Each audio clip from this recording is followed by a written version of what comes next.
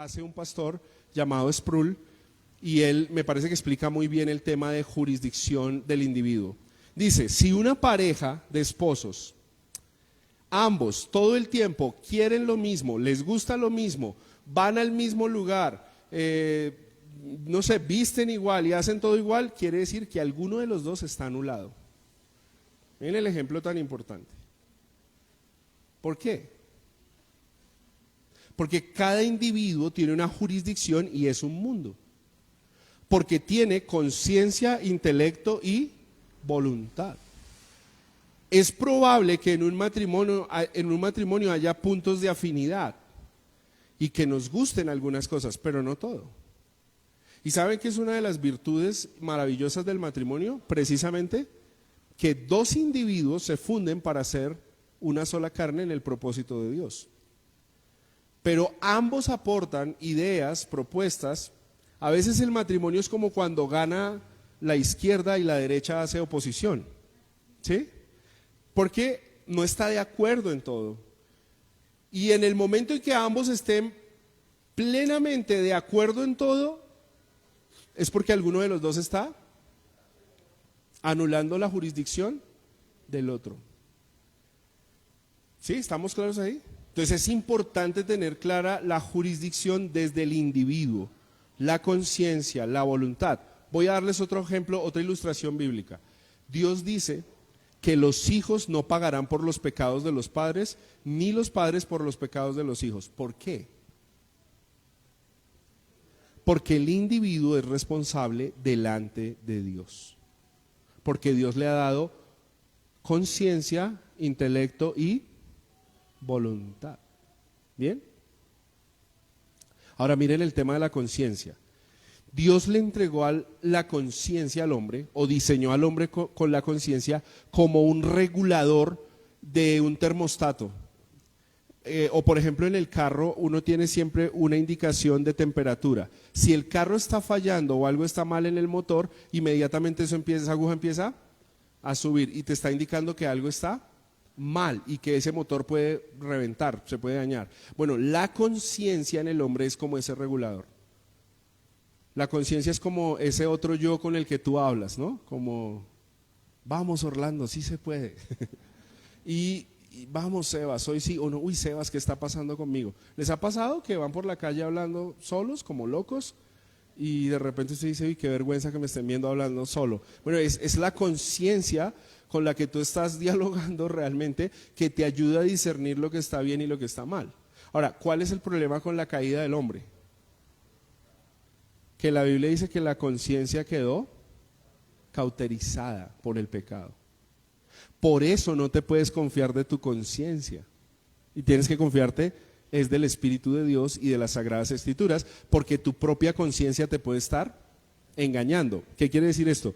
Te puede querer convencer tu conciencia que lo que estás haciendo está bien cuando realmente está muy mal. Entonces miren que es importante esta primera jurisdicción, el individuo, su conciencia, su intelecto. ¿Por qué la caída afectó el intelecto? Porque ahora el conocimiento que el hombre recibe es un conocimiento horizontal, es un conocimiento para sobrepasar al otro, es un conocimiento para la vanagloria. De hecho la Biblia lo llama la vana sabiduría del mundo, pero ese conocimiento no le puede llevar a conocer a Dios, porque por el pecado ese conocimiento también quedó corrompido. Y voluntad, ese sí me preocupa más, porque normalmente, es más, los niños desde pequeños aprenden a decir yo hago eso y le hacen a uno con los hombros y uno le pregunta ¿y por qué haces eso? Y dice porque quiero. Y ¿sabes qué es lo que la Biblia va a decir realmente? Hacemos eso porque somos esclavos de eso. Voy a poner una ilustración, el borracho enguayabado al otro día con mucho dolor de cabeza. No sé cómo es eso porque yo nunca he estado borracho, pero debe parecerse a la gripa que estoy teniendo ahorita que me afectó mucho. Y así como uno que siente que la cabeza le va a estallar. Entonces la mujer le dice, bien merecido se lo tiene, bien merecido, ojalá a la cabeza le duela mucho más. Y el otro enguayabado dice, pues de malas porque yo soy libre y yo hago lo que se me da la gana. Lo que él no sabe es que es borracho no porque hace lo que se le da la gana, es borracho porque es esclavo de ese vicio. Y eso indica que su voluntad, ¿cómo está? Esclava. Bueno, eso es lo que la teología llama corrupción total o depravación absoluta. El pecado afectó todo. Entonces, he aquí la importancia del evangelio, porque si el evangelio no trae libertad al individuo, todas las otras jurisdicciones van a estar mal. ¿Bien? ¿Estamos claros hasta ahí? ¿Sí? A mí me gustaría que leyéramos el versículo que muestra todas las facultades que el hombre recibe en la jurisdicción como individuo, como creación de Dios. Génesis 1, 26 al 31, y voy a pedir el favor a algún hermano que me ayude con esta lectura.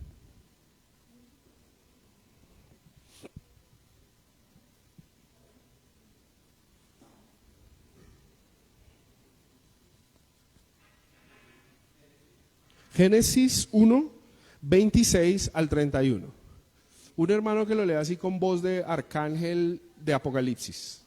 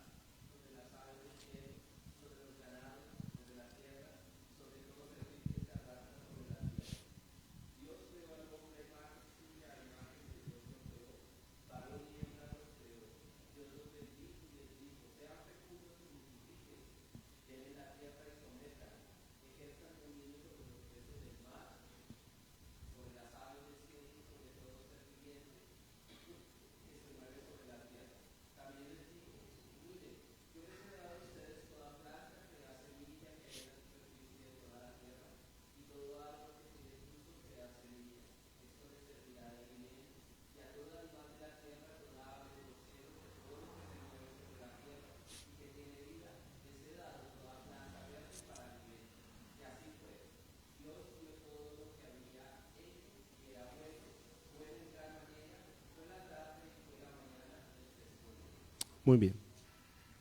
Gracias. Dijo Dios, hagamos al hombre a nuestra imagen conforme a nuestra semejanza. Si usted observa estos tres aspectos del individuo, son aspectos que están en el ser de Dios. Digamos que no podríamos hablar propiamente de conciencia en Dios, así como un ser consciente que pudiese discernir entre el bien y el mal, sino que pudiésemos hablar más bien de que Dios es el agente moral de toda la creación. ¿Qué quiere decir eso? Que por excelencia Dios define lo que está bien y lo que está mal, qué es bueno y qué es malo. O sea, si Dios no nos dijera qué es malo, nosotros no sabríamos. ¿Me hago entender? Por ejemplo, Dios dijo no adulterarán. Ah, ok, ya sabemos. ¿Qué es adulterar? Es serle infiel a la pareja. Pero si Dios nunca hubiera dicho eso, créanme que con toda seguridad seríamos infieles y no veríamos algo malo en ello. ¿Por qué vemos algo malo en ello? Porque Dios definió esa categoría. ¿Sí me hago entender? Entonces, Dios es un agente moral. Dios es el ser supremo de todo conocimiento. La Biblia nos dice que Dios es, o altísima es su inteligencia, y Dios ejerce su voluntad sobre sus criaturas. Por eso hablamos de la voluntad de Dios. De hecho, muchas veces oramos, ¿y cómo oramos? Señor, déjanos hacer tu voluntad, ¿cierto? Voy a contar un chiste que es ilustrativo sobre eso. Oh, ¿dónde sonó eso? Que el Salvador.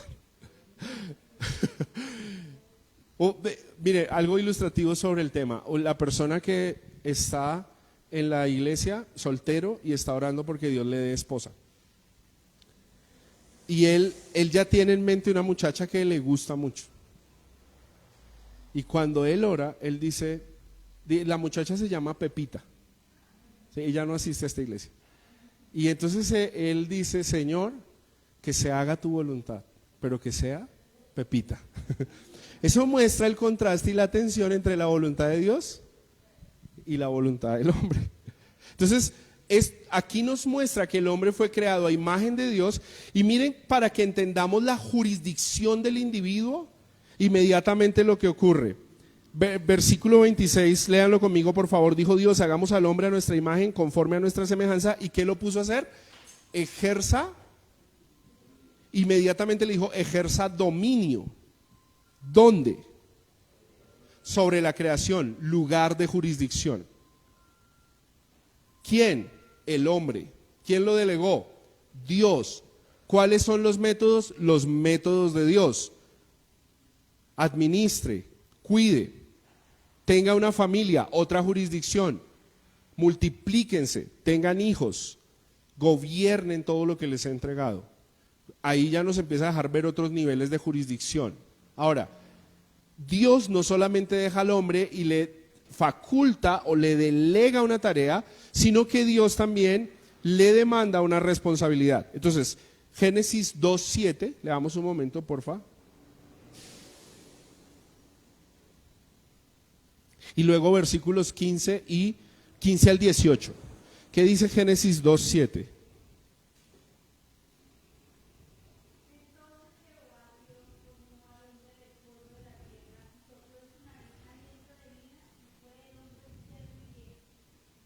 Muy bien. Aquí nos dice cómo es que el hombre llegó, o sea, el hombre no es solo materia. ¿Sí? Como dice la evolución. La evolución dice que el hombre es un cúmulo de moléculas sin propósito.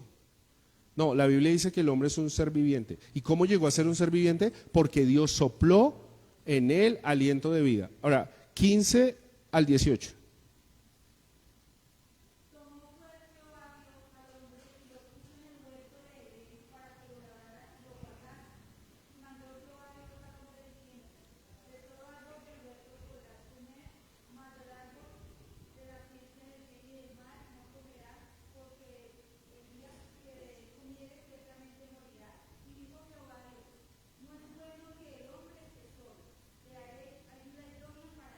Ok, aquí ya empezamos a ver la otra línea de jurisdicción. ¿Cuál es? La familia. Dios estableció la familia. Y si ustedes notan, quien puso al hombre en el huerto es Dios. Y quien le puso límites y le puso un marco de referencia al hombre es Dios. Entonces, entender en primera instancia la jurisdicción del individuo es sumamente importante. Esta es la razón, hermanos, por las que creo que nosotros cometemos errores y violamos la línea jurisdiccional tanto en la iglesia como en la familia, porque no respetamos al otro que es imagen y semejanza de Dios, como si Dios no le hubiera dado facultad, intelecto, conciencia y voluntad. Y voy a decirles algo más tremendo, porque eso está caído y cautivo por el pecado. Pero cuando nosotros estamos en Cristo, la Biblia dice que somos nueva criatura. Y nuestra conciencia ya no está cautiva al pecado.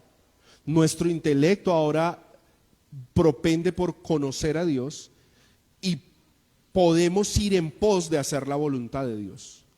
Quiere decir que una persona que ha nacido de nuevo, una persona que es creyente, tiene todas las facultades del Espíritu en su jurisdicción individual para tomar decisiones. ¿Me hago entender? Por eso me parece muy grave cuando aún en la iglesia queremos tomar decisiones por otro y decirle qué hacer y qué no hacer. Es más, miren, cosas tan sencillas como a todos quizás nos ha pasado cuando alguno le pregunta a su pastor o a su líder, pastor, ¿puedo ir a cine? ¿Puedo ir a ver fútbol? Pero que sean millonarios.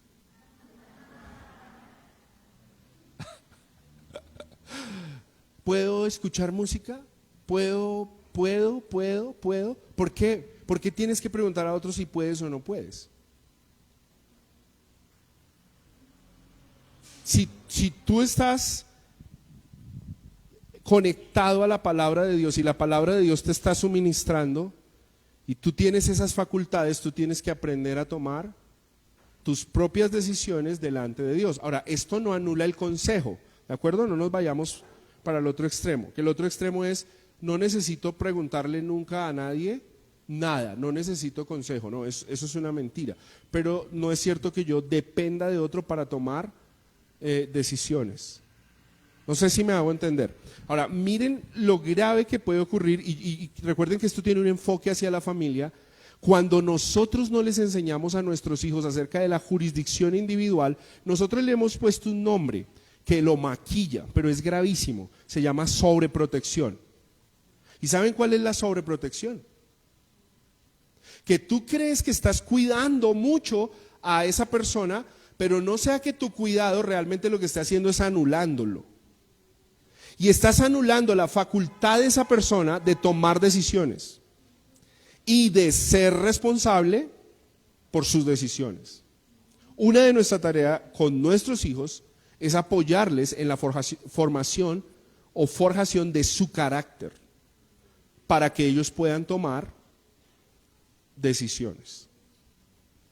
Entonces, cuando desde casa nosotros mismos anulamos la jurisdicción del individuo, que se llama niño, ¿qué crees que pasa cuando él llega al colegio y en el colegio le imponen una doctrina? O cuando el gobierno impone una doctrina, o aún en la iglesia se dice una falsa doctrina y la persona la acepta, porque todo el tiempo le han enseñado que no puede tomar decisiones ni juzgar esas decisiones. Entonces el tema jurisdiccional es sumamente importante y hay que tenerlo claro desde el individuo, desde la facultad que Dios le dio al individuo y la responsabilidad que el individuo tiene delante de Dios. Amén. A mí me gusta pensar un poco en esas preguntas difíciles del hoy, del ahora. Por ejemplo, tú como papá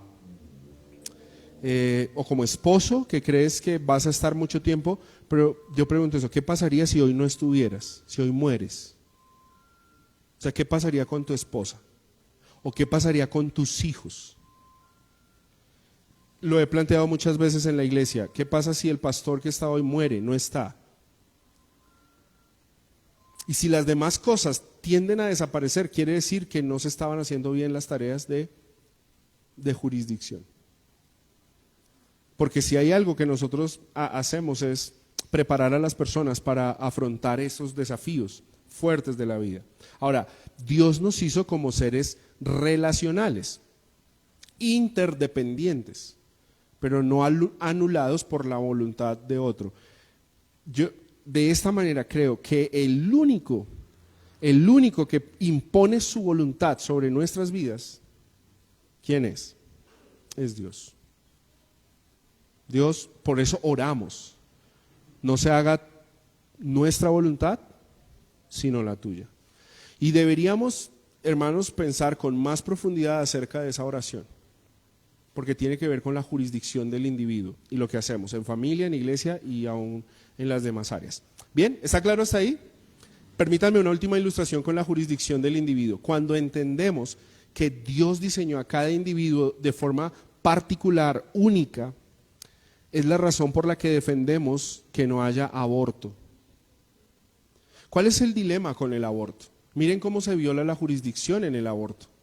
Porque esa persona que está ahí ya es una persona, es un individuo, y si yo tomo decisiones sobre ese individuo, estoy anulando a ese individuo y estoy violando su jurisdicción. Lo que ocurre cuando esa personita está en tu vientre es que Dios te está permitiendo administrar a esa persona mientras tiene facultades y fuerzas y desarrolla ese carácter. Pero si tú crees que lo puedes matar fuera de que ya violaste el asesinato, o la ley de Dios respecto al asesinato, también estás violando la jurisdicción de un individuo. ¿Sí? Y recientemente le escuché a una feminista, no sé dónde estaban, en Argentina creo, hubo hace poco, ¿no? Una marcha, no sé de qué rollo de eso. Y le pregunta a una persona, ¿y tú crees en el aborto? ¿Apoyas el aborto? Dijo, sí. Dijo, pero esa es una persona a la que estás matando. Dijo, no, eso es un poco de células y moléculas, no es persona. Entonces tendríamos que ver y definir qué hace a una persona persona. ¿Cuándo empieza a ser persona? ¿Cuándo es un individuo? Bueno, esto nos pone en unas categorías importantes de apologética, de defensa de la fe, de por qué Dios dignifica la vida y que no como algunos dicen, que es una arenga de los evangélicos diciendo, ay, no, no, no, no al aborto. No, no, no. Es porque la ley de Dios y es porque el diseño de Dios tiene todo facultado para que pensemos en la jurisdicción del individuo, de cómo Dios diseñó a la persona. ¿Estamos? ¿Hasta ahí? Ahora, Dios pone a la persona en función de otros, correlacional, y la siguiente jurisdicción inmediatamente conectada al individuo, por lógica y por naturaleza propia, ¿cuál es? La familia. Y Dios estableció ahí los roles de los padres y de los hijos. Me gustaría que veamos cuál es el rol de los padres. Efesios 6:4, alguien que lo lea y otro hermano que busque Proverbios 4:1 y 2.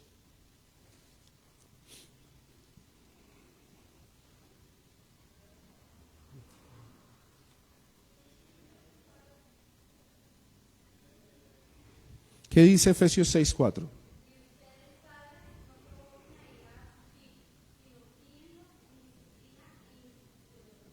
Ok. Entonces, ¿cuál es la función, el rol de los padres en esa jurisdicción que se llama hogar o familia? Criarlos. ¿Criarlos cómo? Disciplina y ¿qué más? Instrucción, amonestación ¿de quién? Está el método. O sea, no en tus propios códigos, sino en los códigos de Dios. Claro, vamos a ampliarlo después porque la Biblia sí dice cómo corregir a nuestros hijos. La Biblia no guarda silencio en eso. Y me parece muy importante. ¿Por qué no guarda silencio? Porque no te lo va a dejar a tu antojo. Dios te va a poner el marco de referencia sobre cómo instruir a tus hijos. ¿Bien? ¿Sí estamos ahí? Ahora, Dios instituyó al varón. ¿Qué dice la Biblia acerca del varón en el hogar? ¿Cuál es el rol del varón?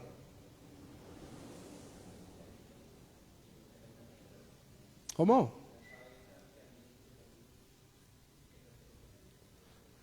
El que administra, gobierna, lidera, proveedor, sirve. ¿Qué más? Diría una esposa enojada, sirve para algo, porque a veces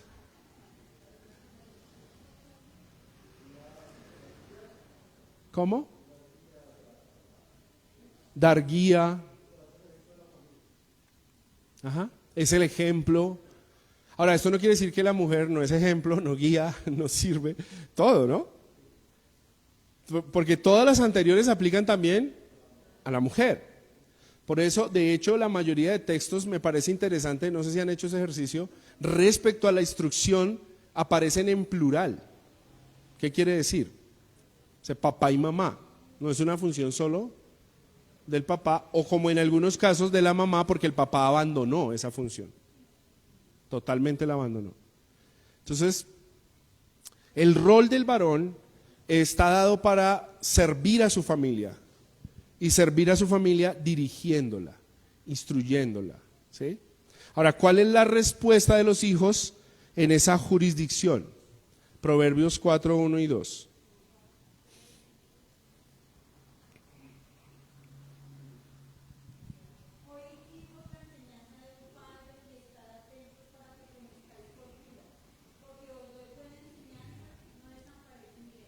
Ok.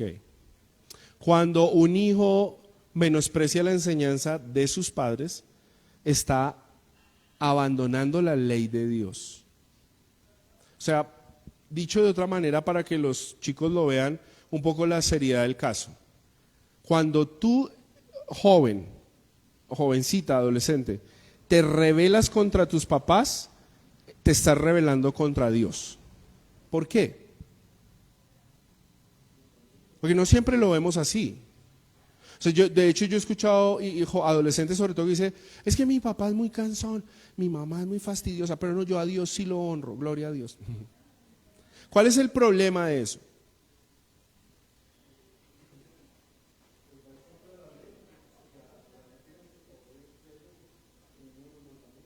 Bien, bien, muy bien. ¿Qué más?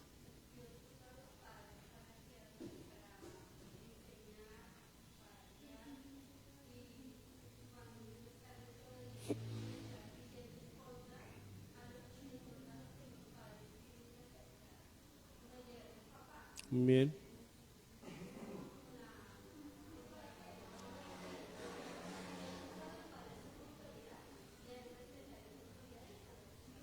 sí.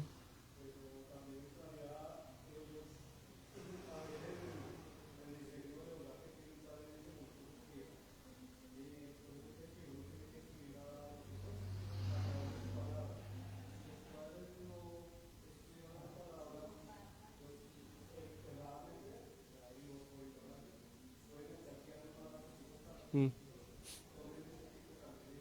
muy bien, bien, bien.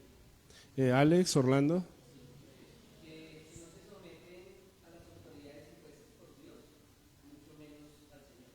muy bien.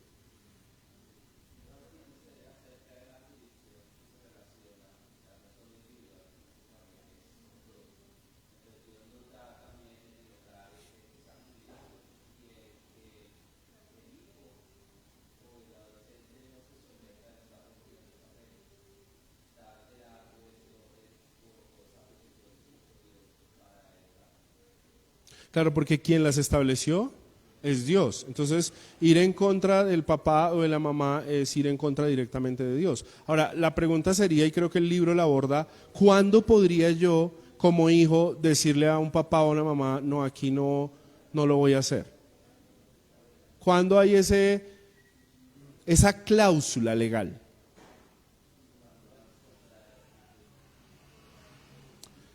Es lo que acaba de decir Juan Carlos, es cuando el papá no es un ejemplo, no está de acuerdo al Señor. Bueno, no sé, es como, me gusta aterrizar estas ideas. Mi hija quedó embarazada, yo no quiero que nadie se entere y yo le digo a mi hija, lo mejor es que abortes. Entonces, ¿qué tendría que decir ella? Porque yo le podría decir a la chica, es que como es tu papá, tienes que obedecerlo y honrarlo, ¿no? En ese momento ella puede decir, no, no te voy a obedecer. Y tendríamos que decir lo que dijeron los apóstoles, porque obedecemos a Dios antes que a los hombres. Eh, ¿Algo que compartir, hermanos?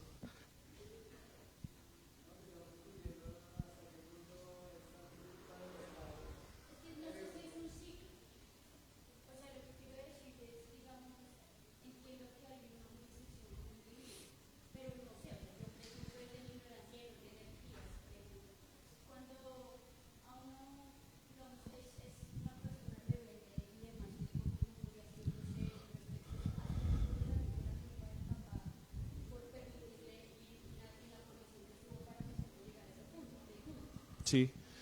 Yo creo que son las dos cosas. Una, el pecado natural del hombre lo va a llevar a rebelarse. Pero precisamente para eso Dios puso a los padres, para instruir. Y si no has dado la instrucción, también eres culpable y responsable de ese comportamiento de tus hijos.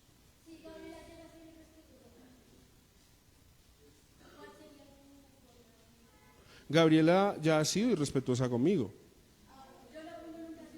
Claro, ¿en qué sentido Gaby ha sido irrespetuosa conmigo? De repente un día le ordenó algo o le pidió algo y ella se enojó y me hizo mala cara. Entonces, claro, eso no quiere decir que ha sido grotesca o ofensiva, pero se comportó mal. Entonces yo le llamo la atención. Aquí está mi hija y le he dicho, hija, eso no es, o sea, ¿por qué tienes que responder así? Es más, alguna vez tuve que decirle, soy tu papá y a mí no me vas a mirar mal.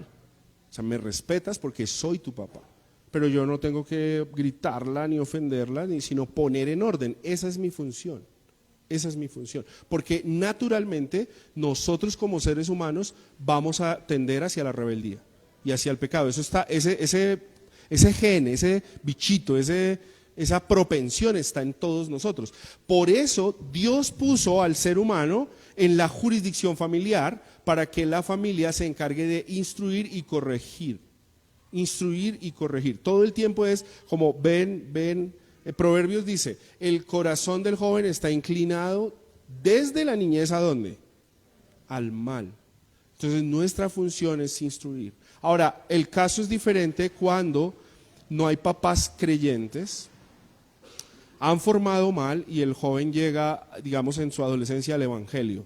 Entonces, claro, tenemos que como iglesia cumplir una función de instrucción, porque seguramente cuando el joven empieza a recibir información dice, pues todo lo que yo recibí en mi casa fue contrario a la ley de Dios. Y es otro proceso. Anita.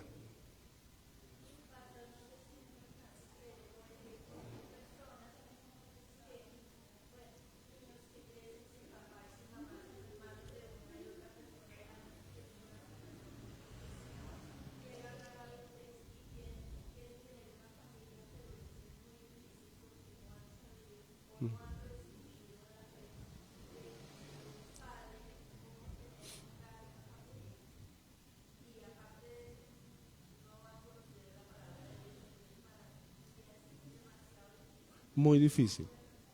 Yo diría que la única esperanza para ese caso que tú pones es bueno, y para todos, porque realmente no es solo para ese caso que tú planteas, sino todos necesitamos el evangelio. Solo que me gustaría mencionar algo que los teólogos enseñan que se llama la gracia, o la quieren poner en una categoría que se llama como la gracia común. ¿Qué es la gracia común? Que Dios en su bondad puso ciertas facultades en el hombre para que respondan a las bondades de Dios y no afecten digamos, el plan de diseño de Dios sobre la humanidad.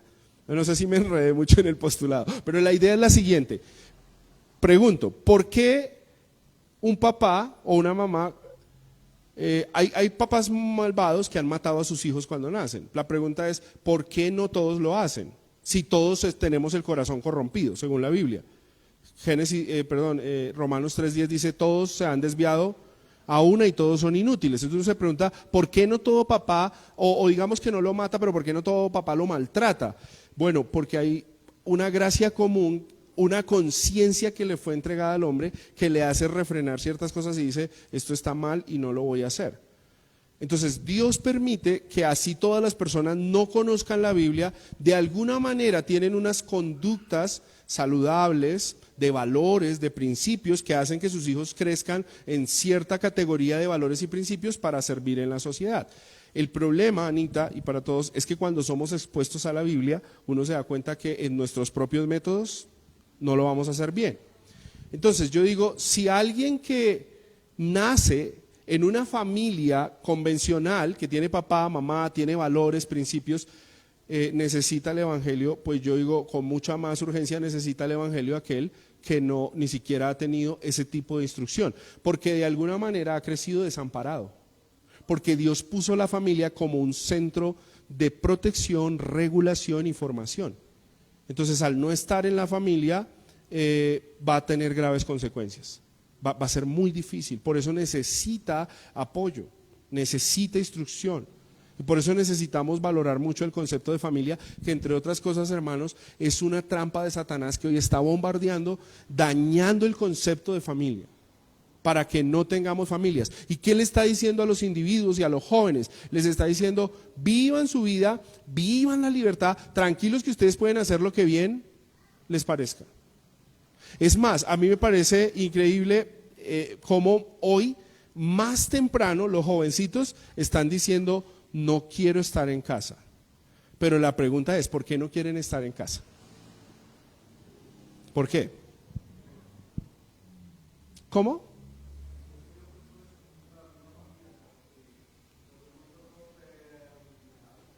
¿Permisivos? Bueno.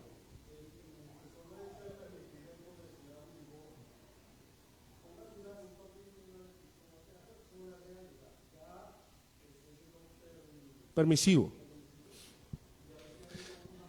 Pero está bien, Juanca, y estoy de acuerdo, pero yo pregunto en general, a alguien que no es cristiano, ¿por qué un pelado desde los 12, 11, 10 me quiere ir de la casa?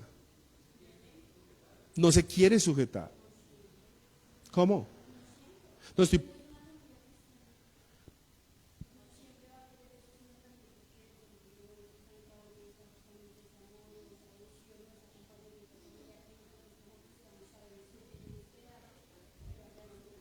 Claro, pero yo entendería que un niño de 10 años busque eso si está sufriendo violencia. Digamos casos extremos, violación, violencia, tal. Por ejemplo, en noticias salió estos días que dejaron encerrados a unos niños 3 días y sus papás estaban en rumba. Y los peladitos gritaban y gritaban hasta que llegó bomberos, y eso fue en Soacha, creo, y los sacaron del encierro. Un niño de 7 y una de 10. Bueno, ellos dijeron, ya no queremos estar más con nuestros papás. Es un caso muy particular. Pero esas son las excepciones, Andreita. Pero yo quiero ir al regular de un niño que tiene casa, techo, provisión de sus padres y de repente le dice al papá, no quiero estar en la casa. ¿Por qué? ¿Por qué pasa eso? Porque en su corazón hay rebeldía. Porque en su corazón no hay sujeción a Dios ni a las leyes de Dios, que Dios está usando a sus padres para hacerlo. Entonces, ¿cuál es el tema? Y creo que voy a dejarlo acá porque ya no nos da el tiempo para los otros, que son sumamente importantes. Pero creo que tenemos que tener claridad de la jurisdicción del individuo a la luz de la Biblia y cómo el individuo es puesto en el seno de la familia, en un núcleo familiar. Ahora, voy a hacer el siguiente planteamiento.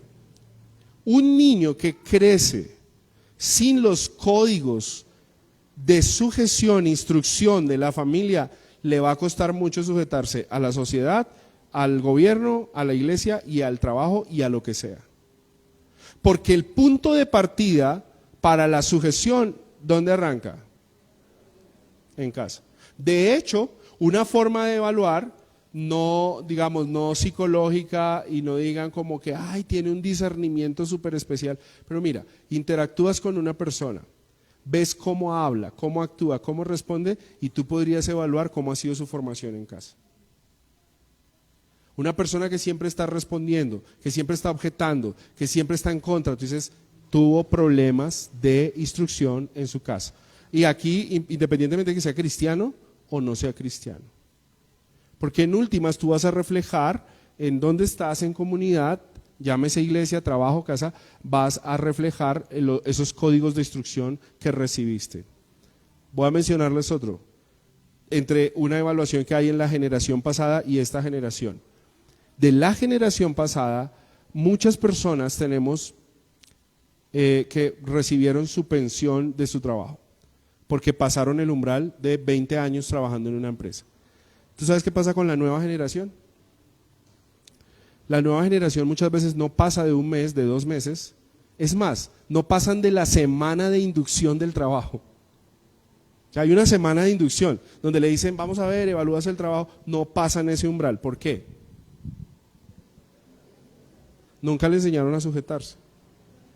Y siempre mire, de hecho ese es un lenguaje del comunismo. Siempre ven al macho opresor, patriarcal, ¿sí? Nos están oprimiendo, nos están tal, porque siempre hay falta de sujeción. Entonces, tener clara la jurisdicción del individuo y tener clara la jurisdicción familiar desde la perspectiva de la Biblia nos va a ayudar a interactuar bien y desarrollar bien nuestros papeles, tanto en la iglesia como en nuestra relación civil. Amén. ¿Algo que aportar? ¿Algo que decir? Todas estas instituciones han sido creadas, instituidas y reguladas por Dios para sus propósitos y para su gloria, dice el autor. O sea, esto no es invento del hombre. La familia no se la inventó. Algún sociólogo decía que la familia fue el invento del curso de la historia porque los hombres no querían estar solos. No, la Biblia dice que Dios instituyó la familia y dijo, no es bueno que el hombre esté solo. ¿De acuerdo? Es Dios quien instituyó estos roles, estas instituciones, nuestras funciones y quiénes deben dirigirlas y cuál es nuestra responsabilidad en estas áreas de jurisdicción. Bien, hasta ahí estamos. ¿Alguna pregunta, aporte, quejas, reclamos? ¿No? ¿Está todo bien? ¿Está todo bien? Es importante que dejemos muy bien sentado, porque voy a decirles por qué insistimos tanto en las dos áreas que el autor está insistiendo: suficiencia de las escrituras y jurisdicción. porque a partir de ahí podemos desarrollar todo el tema de instrucción en la familia. Y si no, vamos a estar siempre renegando. No vamos a aceptar lo que Dios dice en su palabra. Entonces, yo sé que esto a veces nos toca un poco fuerte, pero lo que creo para terminar esta clase es que todos somos llamados a humillarnos delante de Dios y a pedir perdón. Y decirle a Dios, perdónanos si nos hemos portado mal. Perdónanos si hemos sido rebeldes. Perdónanos si hemos violado áreas de jurisdicción. Perdónanos si hemos estado mal. Y ten misericordia de nosotros. Amén. Todos. Aquí no hay ninguno de nosotros que pase la prueba. Y si alguno está libre de pecado, que lance la primera piedra. Todos estamos convictos y todos estamos redargüidos por la palabra de Dios que en alguna de esas áreas hemos pecado y hemos fallado. También como padres, porque a veces también le decimos a nuestros hijos, te castigo porque yo soy tu papá. No, ese no es el argumento. Tú castigas porque tu hijo violó o transgredió una instrucción, no porque tú eres el papá. Eso no te da razón ni permiso para estar golpeando a tus hijos o gritándoles o regañándoles. Y recuerdo que he mencionado esto muchas veces y quizás lo he dialogado alguna vez con algunos. Tristemente, muchas veces nuestros hijos son el foco de desahogo de nuestras frustraciones. Nos va mal en el trabajo, nos va mal en otra área, ¿y quiénes son los paganos? Nuestros hijos. Con gritos, con injusticias, con golpes, y cometemos graves errores. O sea que todos tenemos que pedir perdón a Dios y clamar por su misericordia para que nos dirija y nos permita hacer esto bien. Ahora, y no quiero que alguno piense como, es que el pastor es el modelo de esto. No, el modelo de esto es la Biblia. Y todos tenemos que ver la Biblia y lo que la Biblia nos dice para cumplir según Dios ha estipulado. Amén. Permítanme, oramos. Señor, gracias por tu palabra, gracias por tu diseño perfecto en toda la creación. Y Señor, perdona nuestra inconsistencia, nuestra rebeldía, nuestra transgresión, porque en todas estas áreas con toda seguridad hemos fallado, como padres, como hijos, como individuos, como miembros de una iglesia, como líderes de una iglesia, como ciudadanos, como servidores públicos. Señor, todos, absolutamente todos hemos fallado. Y por eso necesitamos urgentemente tu gracia que nos redime, tu misericordia y tu ley, como dice el salmista, puesta en nuestro corazón para no desviarnos y para hacer las cosas bien. Señor, por favor, ten misericordia de nosotros y ayúdanos. Y permítenos decir como dijo el salmista, ojalá fuesen ordenados nuestros caminos para guardar tus estatutos, entonces no seríamos avergonzados cuando atendiésemos a todos tus mandamientos. Amén y amén.